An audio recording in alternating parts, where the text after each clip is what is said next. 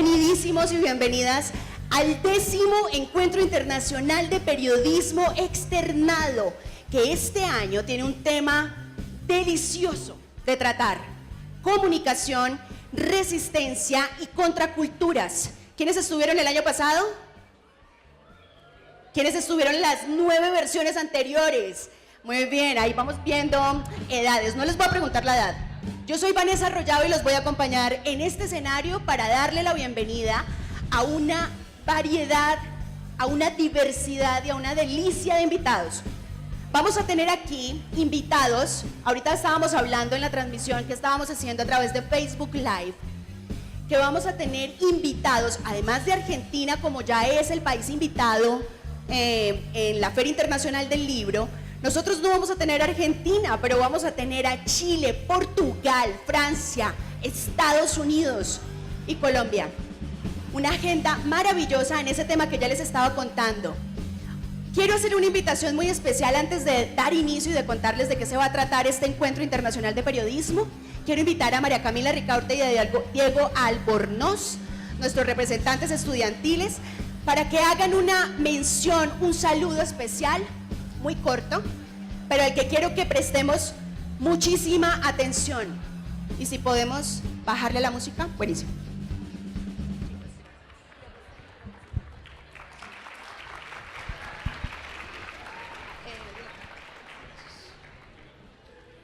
Señora decana Luz Amalia Camacho, señor coordinador académico Raúl Rodríguez, jefes de departamento, panelistas invitados, profesores, estudiantes y amigos, buenas tardes. El periodismo es un espacio de lucha política, inevitablemente. Judith Butler.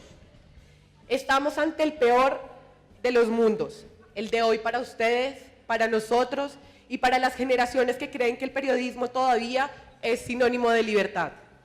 La muerte de 2 periodistas y su conductor mientras realizan un reportaje para mostrar las condiciones de vida de la población que se ve afectada por las disidencias de las FARC, cuando a un columnista y egresado de nuestras aulas se ve obligado a refugiarse en otro país por informar de los excesos de la familia presidencial de turno, cuando a un colega la amenazan con matar a su hija por revelar que sectores del Estado espían las conversaciones de altas cortes, cuando silencian la voz crítica que a través del humor resalta las fallas del sistema y los pecados de las clases privilegiadas, cuando los grupos armados de extrema izquierda obligan a huir del país a quienes por medio de crónicas y reportajes cuentan la vida de habitantes de las regiones más apartadas, o cuando silencian a nuestros referentes periodistas por evidenciar el origen de los intereses ocultos que gobiernan en Colombia. ¿Qué esperanza nos queda en quienes aspiramos a informar en un país que silencia las voces que quieren contarlo? ¿O en uno que inventa noticias para inclinar las decisiones del pueblo? La respuesta tiene que estar en la verdad, hablarle en la cara a los verdaderos protagonistas de los hechos, ir a los lugares impensados para atrapar las historias que representan el momento de la historia que estamos viviendo, buscar y visibilizar las pistas que dejen en evidencia a quienes utilizan de mala manera el poder, trabajar para que la democracia garantice los derechos que nacieron de quienes nacieron, están naciendo y nacerán en esta tierra. En síntesis, trabajar con honestidad por un objetivo que es noble al servirle a un pueblo con información verídica y veraz.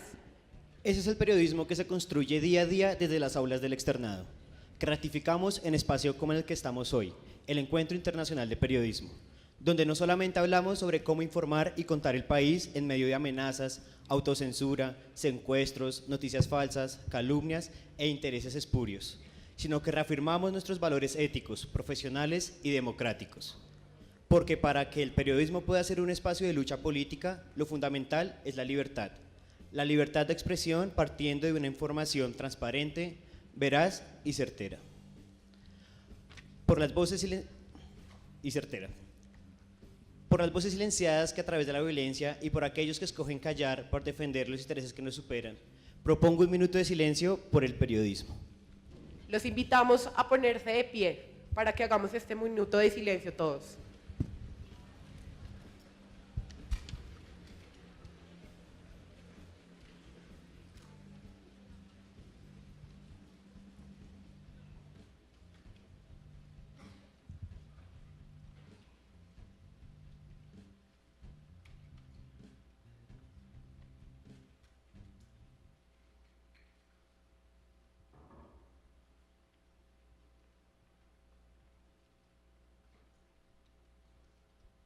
Muchas gracias. Muchas gracias. Sabemos, como nos dice María Camila y Diego, que el periodismo requiere más de un minuto, por supuesto, para pensarlo, para analizarlo, para entenderlo. Gracias a nuestros representantes por este momento emotivo. Es el momento de dar inicio a nuestra agenda. Y como les mencionaba, vamos a tratar un tema, o la gran sombrilla temática de este encuentro es la comunicación, por supuesto, la resistencia y la contracultura. Y para dar inicio a este espacio, o antes de dar inicio a este espacio, quiero hacerles una invitación muy especial a que se conecten con el medio multiplataforma de la Facultad de Comunicación Social y Periodismo, que es Conexión Externado. Invitadísimos a seguirnos en nuestras redes, invitadísimos. Quiero que levanten la mano en este momento los que son de la Facultad de Comunicación, de nuevo, porfa, con toda la emoción que lo hicieron ahorita porque van a salir en la foto. Son ustedes los dueños de ese espacio, pero no los dueños solamente para verlo, sino también para producirlo, para alimentarlo. Así que invitadísimos a seguirnos en el @ConexionX en Twitter, @Conexión Externado en Instagram y Facebook, y a seguirnos también o a alimentar la conversación con el hashtag Periodismo Externado. Esperamos que por fuera de este auditorio José Asunción Silva todo el mundo hable de lo que se está tratando hoy: comunicación, resistencia y contracultura.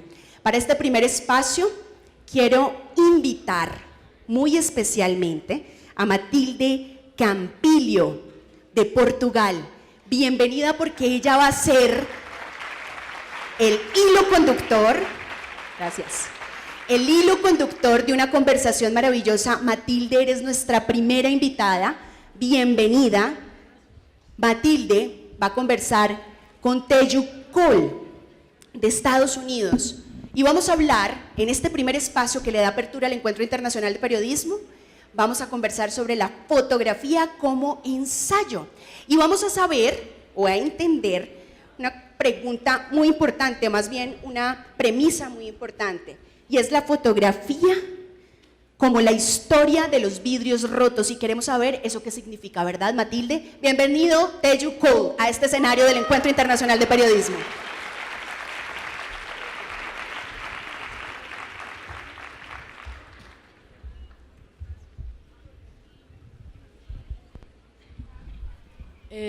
Hola a todos, bienvenidos, gracias por estar aquí. Yo voy a hablar en inglés, creo que no hay problema para que la conversación sea más fácil. Yo voy a presentar a Teju y después le voy a pasar la palabra. Teju Cole was born in the United States of America in 1975 to Nigerian parents. Shortly after his birth, he and his family returned to Lagos, where Cole lived until he was 17. At that age, he went back to the US, where he still lives. He is the author of 4 books. Every Day is for the Thief, a novel; Open City, also a novel; Known and Strange Things, a collection of essays; and most recently, Blind Spot. But let's go back to the part where you go to Nigeria and you come back to, well, you go back. Hello. Hello. How's everybody? Good.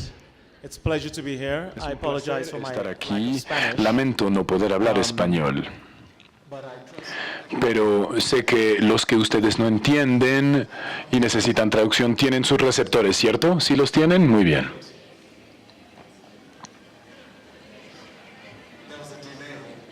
Hubo un pequeño retraso, claro, la traducción, y luego dijeron que sí. O sea que si hago un chiste, tal vez lo entenderán la semana que viene o algo así. No todos, tal vez.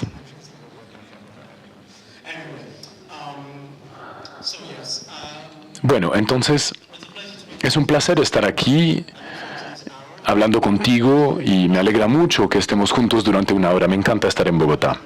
Yo nací en los Estados Unidos y fui a Nigeria a los 4 años, a los 4 meses. Y crecí en Lagos, en Nigeria, que es una ciudad que es bastante similar a Bogotá, de cierta manera, una ciudad grande, compleja, complicada. de hecho, mucho más grande que Bogotá. Tiene 21 millones de habitantes.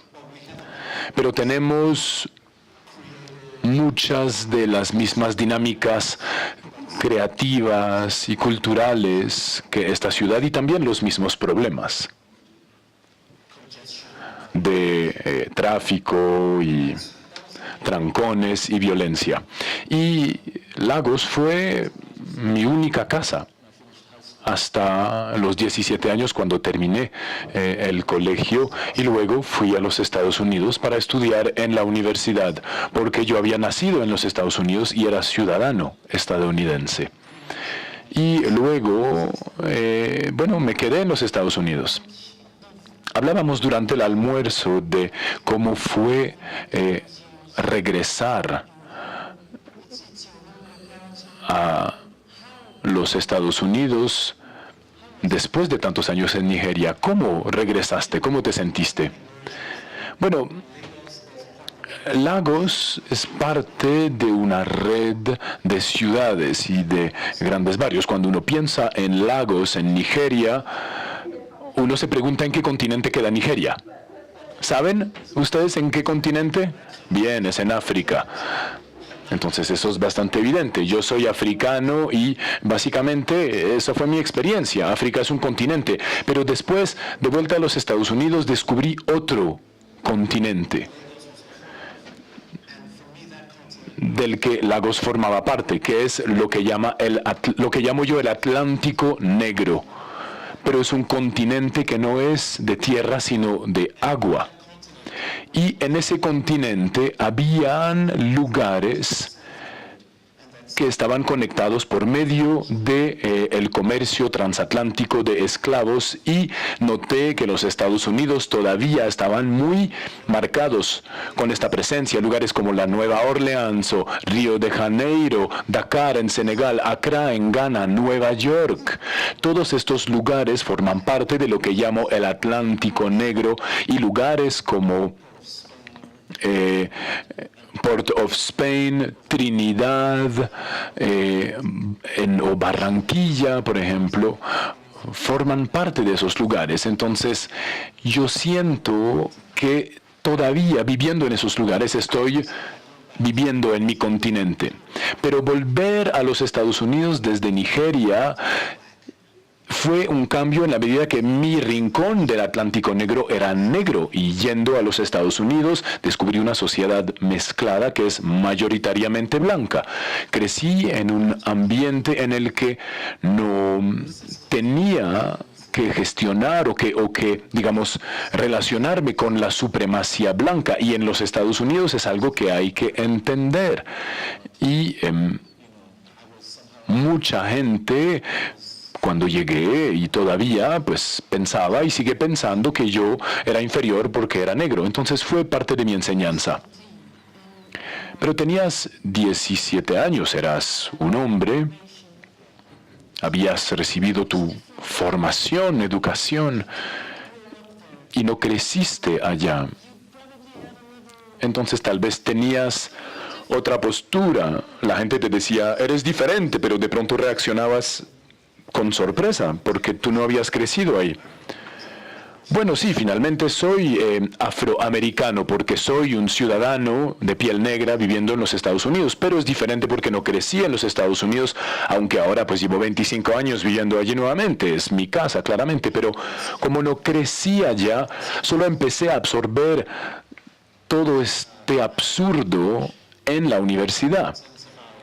Todo ese absurdo sobre que la gente negra es así y es asá, y que no pueden hacer tal cosa o tal otra. Siempre me doy a mí mismo la permisión de fluir y funcionar por la sociedad de manera muy perseverante y persistente, porque yo crecí en una ciudad africana, en una familia de clase media, y mis padres siempre me esperaron de mí que yo funcionara al máximo. Pero esto no me protege tampoco de los efectos del racismo americano, porque cuando me ve un policía americano, ve como cualquier otro un negro cualquiera, digamos. Entonces, eso es un problema. Hablábamos en el almuerzo de lo que sucedió hace 2 semanas en un Starbucks en Estados Unidos, donde 2 hombres de color estaban sentados conversando y la señora del Starbucks llamó a la policía y se tuvieron que ir y no sabemos por qué. Eran 2 hombres de color sentados que estaban esperando algo, solamente quedándose ahí. Sí, de hecho estaban esperando a un amigo, que era un amigo blanco, y justamente él llegó cuando los estaban arrestando. Esto fue un evento particularmente preocupante porque es un evento muy ordinario. No fue la policía entrando a un lugar de consumo de droga y alguien le disparó a alguien o algo. Bueno, el café es una droga, pero bueno, me entenderán. No estábamos hablando de drogas duras. Es un lugar público, ordinario, un café, donde cualquiera se puede sentar con el computador portátil, escribir. Uno compra un café pero se queda 3 horas. Es un café. Así funcionan los cafés. Los cafés son literalmente lugares abiertos al público y cualquier persona puede ir allá y estar un rato. Entonces, 2 hombres de color bien vestidos en la ciudad americana no pudieron estar allí un rato y la policía los vino a arrestar. Entonces, bueno, tal vez no hay que insistir demasiado en la historia, pero sí es interesante para entender cómo la sociedad sigue siendo muy dudosa frente a la posibilidad de otorgar derechos iguales a todos. Teju, tienes una columna en el New York Times que se llama On Photography, sobre la fotografía, y estás abordando mucho este tema precisamente en tus columnas y parece que no puedes escaparlo, no puedes evitarlo. Te ayuda a ti, pero ayuda a otros. Es un periódico importantísimo en el mundo y sigues teniendo que escribir sobre esto. Sí, es verdad, escribo esta columna desde el 2015 y el enfoque claramente es la fotografía tomada desde muchos puntos de vista distintos. Todos los temas me interesan. Pero de unas 30 columnas que he escrito, creo que tal vez 10 de ellas, de una manera u otra, abordan este tema de cómo entendemos el trabajo que hace la fotografía cuando hablamos de otras personas. ¿Quién es el otro? ¿Cómo lo tratamos de manera justa en el momento de fotografiarlos para los retratos, el fotoperiodismo, la antropología? Es una pregunta que sigo finalmente abordando y analizando de muchas maneras. Y les voy a mostrar algunas imágenes que he publicado en estas columnas y contarles unas cosas, y esto permitirá ilustrar la forma con la cual pienso mi propio trabajo fotográfico y las tensiones que están inherentes en el trabajo fotográfico. ¿Podemos verlas? Sí, perfecto. Veamos las fotografías y veremos si tienen que ver con la distancia o con la intimidad y dónde nos ubicamos nosotros. Veamos.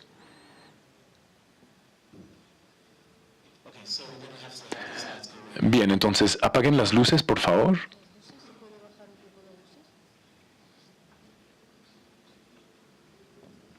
¿Nos pueden ayudar, por favor, con las luces del auditorio?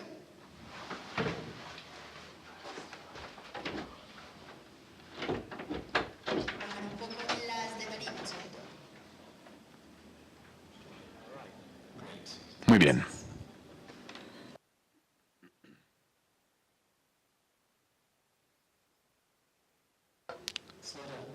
Muy bien.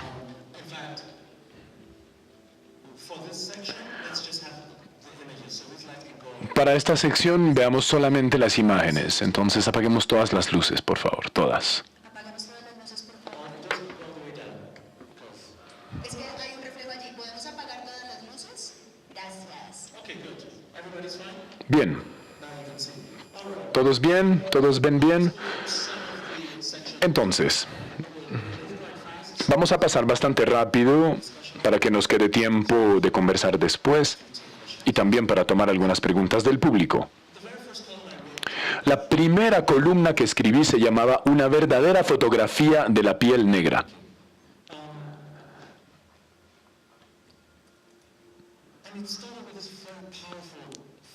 Y empezaba con esta fotografía muy potente tomada por un artista que se llama Roy de Carava durante la marcha en Washington en 1963, en la cual Martin Luther King habló. Conocerán el famoso discurso donde dijo: tengo un sueño, donde dice que la gente ojalá pueda ser juzgada por el contenido de su personalidad y no por el color de su piel. Y al final termina por la declaración: libres por fin, libres por fin, libres por fin.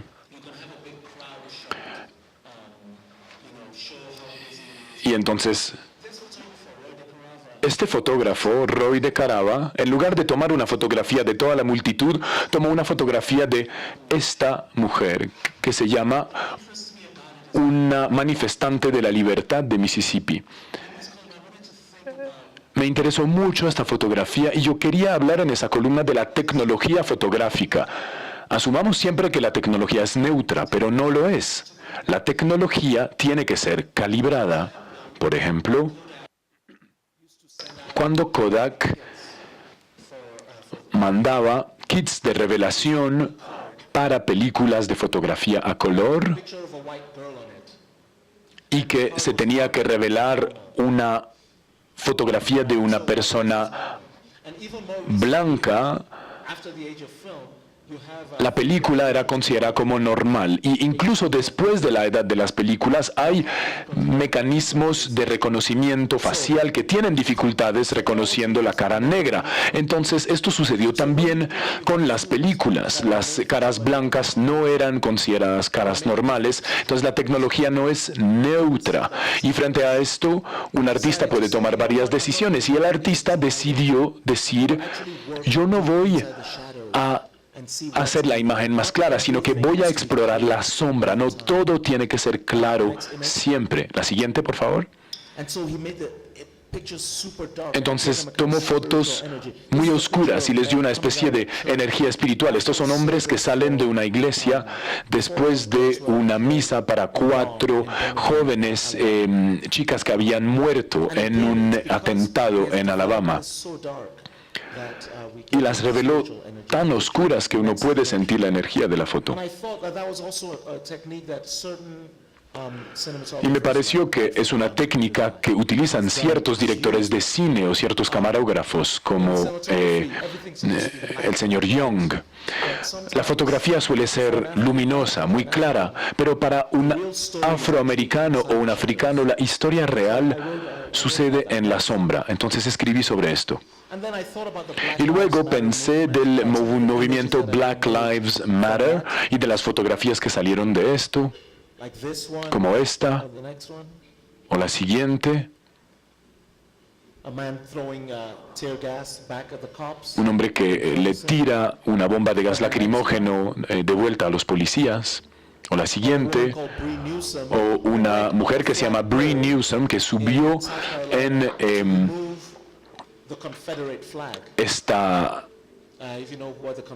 este poste para quitar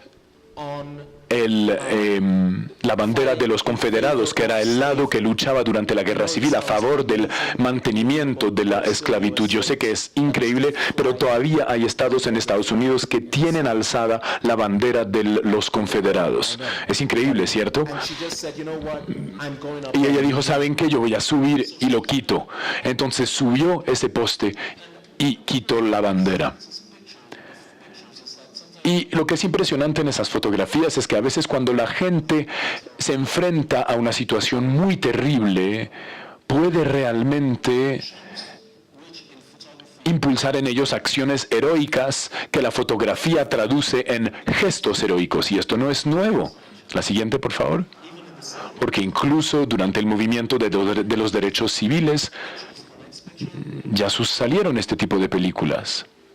La siguiente, donde individuos hacen cosas que son extremadamente valientes y muy humanas. Entonces quería comparar un poco ese movimiento de los derechos civiles con el movimiento de Black Lives Matter. Luego hice una columna sobre Santu Mofokeng, que es un fotógrafo surafricano de la época del apartheid.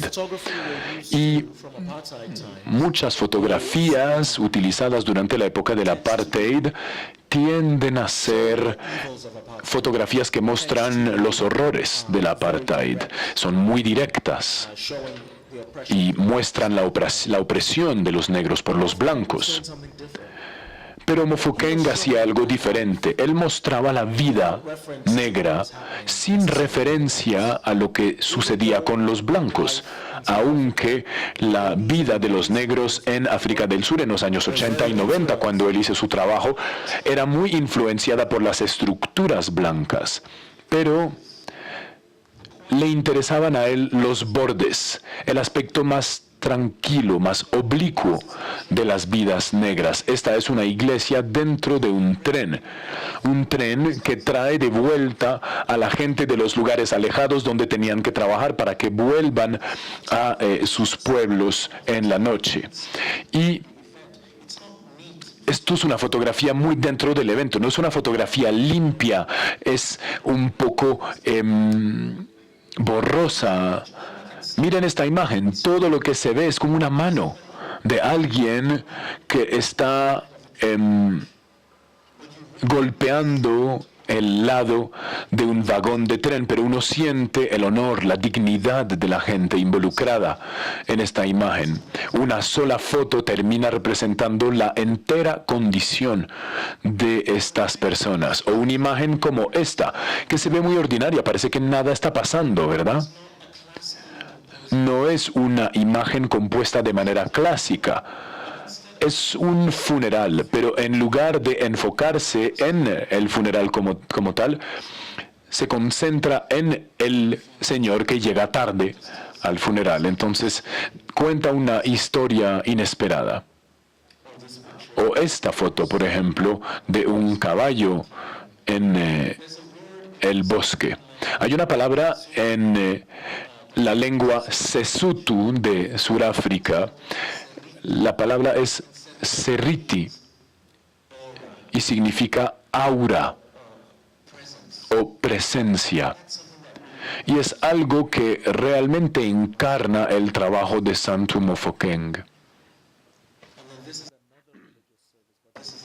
Esto es otro servicio religioso, pero en una cueva. Voy a seguir avanzando. ¿Cómo nos va? ¿Todo bien?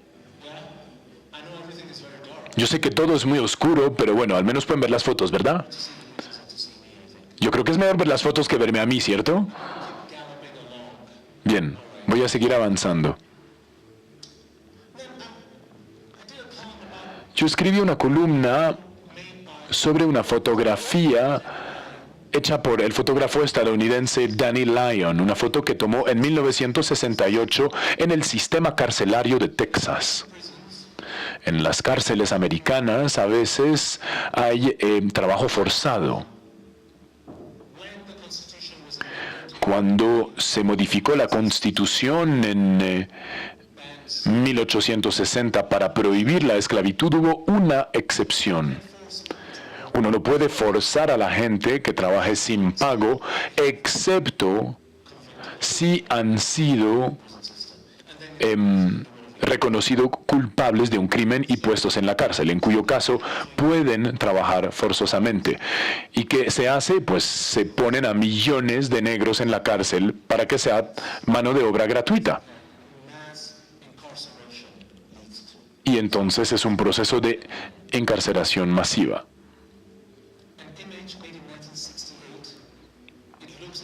Es una imagen de 1968, parece que fue tomada un siglo antes. Son señores de color recolectando algodón. Y lo que me pareció curioso de esta imagen, aunque tiene este contenido social y psicológico horrible, también es una imagen muy bonita. Es una imagen muy rítmica, impresionante en su estructura y en su composición. Y es frecuentemente un problema en la fotografía, una imagen hermosa que muestra algo horrible. Y quería mostrar cómo las imágenes siempre se hablan entre sí. Por eso siempre digo, por eso llamé la columna, ninguna imagen es aislada. Una fotografía es una imagen, pero también parte de un sistema de otras imágenes. Y compara esta primera fotografía con esta segunda, que fue tomada en el siglo XIX, de esclavos que traían algodón de vuelta del campo. Y también la comparé a esta pintura de Jacob Lawrence, de migrantes negros que van del sur de Estados Unidos al norte de Estados Unidos buscando trabajo. Es de los años 40 del siglo pasado. Y me interesaba mucho la parte de la bolsa que cargan. Es la muestra de una pobreza extrema. Gente tan pobre que ni siquiera tiene maletas. Les toca poner sus pertenencias en un pedazo de tela. Y luego pensé en la foto de Sebastião Salgado de la mina de plata de Serra Pelada en Brasil, y estas imágenes están conectadas unas con otras, pero no es solamente un enlace, una relación formal, sino que es una conexión entre las imágenes que salen cuando uno toma fotos de personas que tienen que trabajar forzosamente o forzados. Creo que todo lo que les cuento ahora podría finalmente resumirse con la expresión tener o tomar bien a los demás. ¿Cómo tomar bien a los demás? Edward Curtis es uno de los fotógrafos más famosos de Estados Unidos, que trabajó desde finales del siglo XIX hasta el final de la primera mitad del siglo XX. Y su gran proyecto, todos han visto imágenes como esta, ¿verdad? Y su gran proyecto fue presentar el modo de vida tradicional de los pueblos indígenas nativos de América del Norte en la época, de muchas tribus diferentes. Y entonces recibió mucha financiación del Teatro Roosevelt, de J.P. Morgan, tenía una cámara muy buena y tomó estas fotografías de los modos de vida a la antigua de los indígenas norteamericanos. Y a veces tomaba fotos de gente que vivían ya en un entorno contemporáneo y les pedía que se pusieran sus atuendos tradicionales. Hay una foto dentro de un tipi donde le preguntaba a la gente que quitara la fotografía, al reloj de la fotografía, porque no podía haber nada moderno en la imagen. Y eso no era auténtico, era falso. Y yo creo que le hacemos violencia, violentamos a la gente si los encerramos en un pasado psicológico. No los aceptamos como iguales nuestros. Todo el mundo que vive hoy en día es necesariamente contemporáneo. Nadie vive en un pasado antropológico permanente. Y es un riesgo con la fotografía. Esta imagen la tomó Curtis en 1928. Y yo creo que el señor se llamaba Cuervo Rojo, Red Crow. Esta fotografía fue tomada en 1927 por otro fotógrafo que se llama Horace Pulaw. También era un nativo indígena estadounidense de Oklahoma, de la tribu Kiowa. Y es una fotografía de su hermana. Esta imagen parece que fue tomada ayer, ¿cierto? Porque pudo ver a su hermana como una contemporánea. Tiene una camisa sin mangas, tiene joyas, tiene un cachorro en los brazos y tiene la mirada que tiene una hermanita cuando su hermano mayor le tomó una foto, que es como, bueno, ya terminaste, volvamos a la foto anterior. Este es un ícono. Esta no es una persona con la cual nos podemos relacionar, porque a Curtis no le interesaba esto. Quería representar sin relacionar. Esta, creo yo, es lo que significa tomar a los otros bien, tomarles bien. Es decir, dar de ellos una imagen justa, que es fiel a lo que son, pero que también permite comunicar algo real sobre ellos y también la forma con la cual ellos quieren ser vistos. Y es bastante difícil que una persona externa lo logre. Alguien me dijo algo muy interesante hace un par de días. Fui al Museo del Oro y los guías explican que hicieron tal ritual y trabajaban de esta manera y esta fue la tradición tal que tenían. Y decían que alguien que estuvo en esta visita del museo observó que en México dice nosotros, pero en Colombia al parecer dicen ellos. Analicen esto como quieran, pero la respuesta real, creo, es nosotros. Cuando hablamos de estos pueblos, son nuestros pueblos, porque ellos también están aquí en este salón con nosotros. Luego pensé sobre algunos artistas contemporáneos, una que tiene unos 30 años, que se llama LaToya Ruby Frazier. No hay muchos prodigios en la fotografía y ella claramente es uno. Es una fotografía que tomó cuando tenía 14 años. Ella está ahí a la derecha. Es un retrato de ella con su abuela. Y el trabajo de LaToya ha sido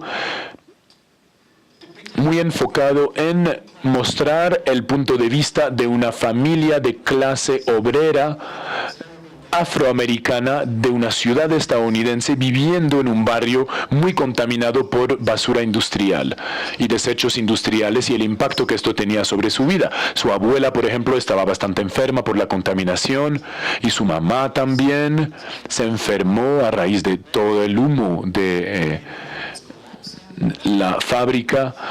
El barrio se derrumbaba mucho. Y en lugar de que las fotografías hayan sido hechas por un fotoperiodista externo, ella narra su propia vida y su propia calle.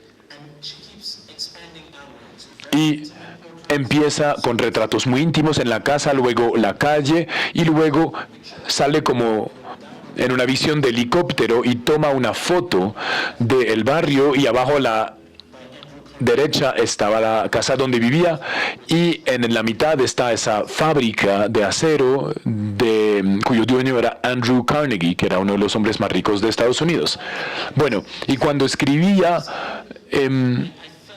esta columna me pareció que era demasiado como blando, digamos, no me gustaba cómo salía la historia, entonces la imprimí y la organicé como un rompecabezas y lo organicé luego de cortar todos los pedazos y ponerlo en un sombrero, los saqué y los organicé de manera aleatoria.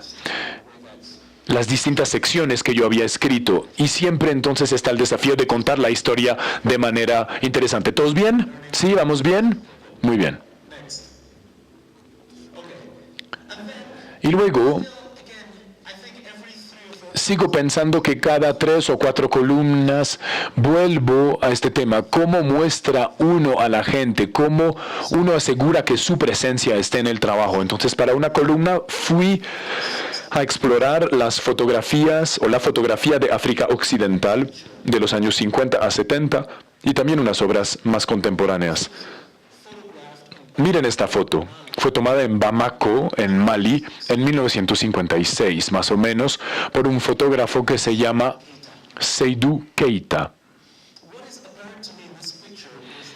Lo que es interesante en esta foto es que la gente en la fotografía entraron en el estudio y pidieron que se les hiciera un retrato. Era una pareja joven, enamorada, 1956, en África Occidental. Muéstrennos de la mejor manera. Y la mujer dice, déjame bajarme un poquito la falda para que veas cómo me veo de bonita. Y le prometo no mostrarle esto a mi mamá, por supuesto. Pero miren sus caras, miren su confianza. Es una fotografía que es imposible de tomar cuando son fotografías etnográficas. 10 años después, Irving Penn fue a África Occidental. ¿Y qué fotografías tomó? Había un grupo de jóvenes mujeres y les pidió que quitaran sus chaquetas y que se pusieran pinturas en la cara, porque eso es lo que quería ver. No quería ver a la gente como era realmente. Y esta fue tomada por otro fotógrafo de Mali que se llama Malik Sidibé. Abajo dice, je veux être seul, quiero estar solo. Entonces, después de tomar la foto, la joven mujer volvió al estudio y dijo, ¿sabes qué? Las cosas no funcionaron tan bien con este tipo, entonces quiero estar sola. ¿Tienes alguna forma de quitarlo de la fotografía? Y el fotógrafo dijo, claro que sí, yo lo puedo quitar de ahí, no te preocupes. Entonces, lo único que sobrevivió fue su brazo. Pero le fascinaba esta historia y entonces imprimió, reveló una copia para él y la llamó Je veux être seul, quiero estar solo, 1979. Y me gusta mucho que ella, bueno, él era el fotógrafo, pero ella fue la autora de la imagen. La siguiente. Otra foto, esta vez de la República de Benín, en los años 60, una joven mujer en bikini. Y esta es de Nigeria, en los años 70, un fotógrafo que se llama O.J. Kere, a quien le fascinaban los cortes de pelo de las mujeres. Y luego llego ahora a un fotógrafo que nos fascina mucho a los dos, es un fotógrafo italiano que se llama Luigi Ghirri. Siguiente. Y Ghirri es alguien que ha trabajado de una manera que me ha influenciado mucho. Siempre tiene una tensión entre lo real y lo imaginario, que es una foto de la realidad y que es la foto de una imagen. Y esa tensión, que es casi que una tensión conceptual, influenció mucho mi propio trabajo fotográfico. Entonces, por ejemplo, aquí hay 4 mujeres que están viendo un paisaje, pero uno no se da cuenta que no es un paisaje porque hay cosas escritas en el paisaje. Están en realidad viendo un afiche con un paisaje y él hacía este trabajo. Miren esta, por ejemplo, dice mare, que es la palabra italiana que significa mar, y es parte de una baranda sobre el mar en Capri, creo. Está la palabra, hay un barco y está el mar. Es casi que un espacio de ensueño.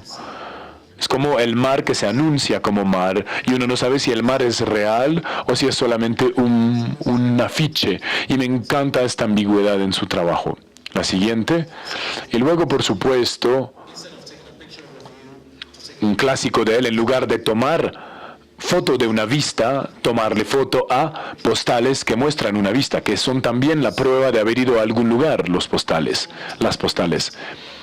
Entonces, cuando él toma la foto de un paisaje real, uno ya no sabe si debe confiar o no. Uno no sabe si es la foto de un paisaje real o la foto de un paisaje. Y luego, finalmente, llegamos a mi propio trabajo, mi último libro que se llama Blind Spot o Punto Ciego. Siguiente. Empiezo con una serie de imágenes que fueron influenciadas por el estilo de Luigi Ghirri. Es un cuarto de hotel en el que me quedaba en Zúrich. Y en la noche, cuando me levantaba y con poca luz, este es un armario en el cuarto con una especie de papel tapiz encima que muestra la imagen de un lago. Y cuando me levanté en la noche, pensé, tal vez estoy flotando en el lago de verdad. Es como una imagen guiriesca. Y la siguiente, que va muy bien con la anterior, esa no es un afiche, es una foto que tomé en un lago en Suiza con este objeto de un barco que parece ser, pues es una especie de chimenea, pero parece ser otra cosa. Hay una tensión y una energía, pero esta es una foto de la realidad, mientras que la anterior era una foto de una foto. Todas estas son imágenes de mi libro Blind Spot. Y en este libro hay una imagen que viene 2 veces, que es la de este niño. Es una foto que tomé en Congo, en la ciudad de Brazzaville. Es un niño que está parado al lado de un río. Y lo que he hecho en este libro es que tengo fotos y cada foto es acompañada de un texto. Y escribí: su cara es oscura y sus ojos están cerrados. Pero cuando estaba preparando el libro, estas son fotos que tomé con una cámara, y cuando preparé el libro, tomé el negativo y lo escaneé de nuevo, y cuando lo escaneé, imagen siguiente, esto fue lo que sucedió. Hay que bajar las luces porque quiero que todos vean. Bajen todas las luces, por favor. Todas las luces. Asegúrate que alguien se acerque un poco al escenario y a la escalera, y que cuando empiecen las preguntas de público para él, que le muestren a él que tiene el receptor ahí, porque creo que tal vez no lo va a recordar. Bien, la anterior. O sea, es posible que empiecen las preguntas y que no se dé cuenta. Muy bien. Y entonces cuando la escaneé, esto pasé. Bueno, hay un problema con la proyección, pero cuando lo escaneé, de repente se veían sus ojos y él estaba mirando de una manera muy fuerte. Entonces, para el último pedazo del libro escribí: la oscuridad no está vacía, es información dirigida. Y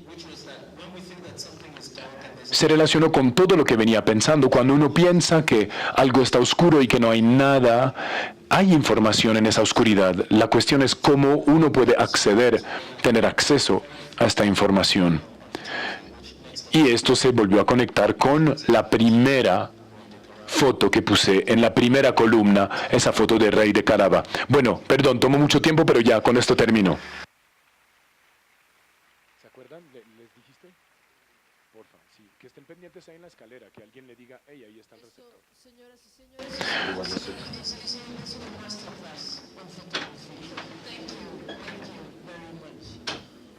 Muchas gracias, Teju. Esto nos mostró muy claramente cómo funciona tu obra. Escribiste un texto para el New York Times sobre la muerte de tu abuela. Es un texto sobre fotografía, creo que está disponible en línea. Es sobre la fotografía de tu abuela que había fallecido. Y entonces es un texto que tiene mucha intimidad, pero igual encontraste la forma de ponerle conocimiento a este texto.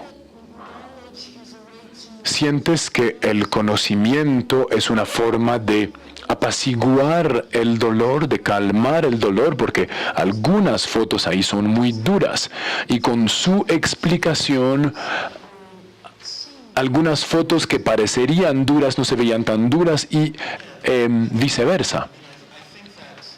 Sí, efectivamente, es un comentario interesante. Creo que uno de los gestos humanos fundamentales es la articulación, saber hablar de nuestras dificultades. O sea, ¿qué sucedió? ¿Qué se ha visto? Y de cierta manera, mientras uno pueda decir algo sobre lo que pasó, significa que lo peor aún no ha pasado. Es algo que leí y que fue escrito por Jean Emery, que es un sobreviviente del Holocausto. De hecho, no fue Jean Emery, sino Primo Levi. Primo Levi dijo que por supuesto estaba en el campo de concentración, vio a gente morir en los campos de concentración, el genocidio, y es lo peor que puede pasar, estar en ese lugar. Y saliendo, él dice que no fue lo peor, porque la gente que realmente vivió lo peor murieron. Expresar lo peor significa que uno mantiene la posibilidad de hablar sobre lo horrible. Si uno sigue con la posibilidad de hablar de lo que es casi lo peor, casi lo más horrible, es una forma de rescatarse. Y creo que es muy importante reconectar la narrativa, como ese proyecto de los nativos americanos antes de que desaparecieran con su atuendo tradicional, pero pues ellos decían, no hemos desaparecido todavía, podemos contar parte de nuestra historia. Entonces es una especie de gesto ético humano. Hablando de movimiento, tu trabajo también está muy basado en el movimiento, caminar, por ejemplo. Todos tus ensayos y todas tus novelas, por ejemplo, Ciudad Abierta, es alguien que camina y camina en la ciudad. Y estamos caminando con él y él conoce a gente, busca y encuentra libros, escucha música y aprende. En tus ensayos haces lo mismo, trabajas, viajas, en Blind Spot haces lo mismo, es como un libro de viaje. Cuéntanos un poco más de esto. Como seres humanos, somos un conjunto de pulsiones o de pulsos. El del corazón, yo sé que el mío es como a 70 por minuto y mi médico dice que es excelente. Yo sé que tengo que hacer más ejercicio, pero 70 latidos por minuto es muy bueno. Está el pulso, está la respiración. Un ser humano es un conjunto de ritmos. Y cuando caminamos, hay un ritmo también. Y cuando caminamos, no nos parece algo rápido o lento. Es un paso normal, porque podemos caminar también muy lentamente o muy rápidamente si queremos.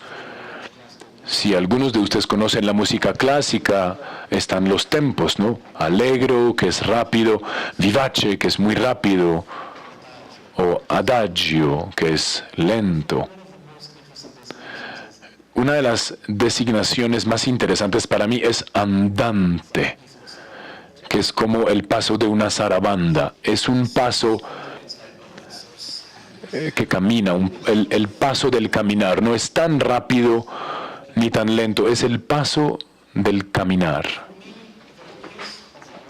Para mí, el paso del caminar es el paso de la fotografía. Cuando estoy en un carro, no puedo tomar buenas fotos. Y si estoy sentado en un lugar, pues lo que puedo hacer es muy limitado. Mientras que si camino, las posibilidades se expanden. El paso del caminar también se conecta con el paso de la lectura. Los párrafos, frase tras frase, sucede a un ritmo muy particular. Entonces, conectando estas tres cosas, el pulso de la escritura, el pulso del caminar y el pulso de la fotografía, es donde me ubico. Bueno, esa es la respuesta sofisticada. La respuesta más sencilla es que no sé manejar. Entonces tengo que caminar. Vivo en Nueva York, no sé manejar, entonces camino y ya. Y por esto hay tanto caminar en mi trabajo. Podríamos estar acá por mucho tiempo más, pero me dicen que no tenemos más tiempo. Yo no sé si tenemos tiempo para preguntas del público. No, bueno.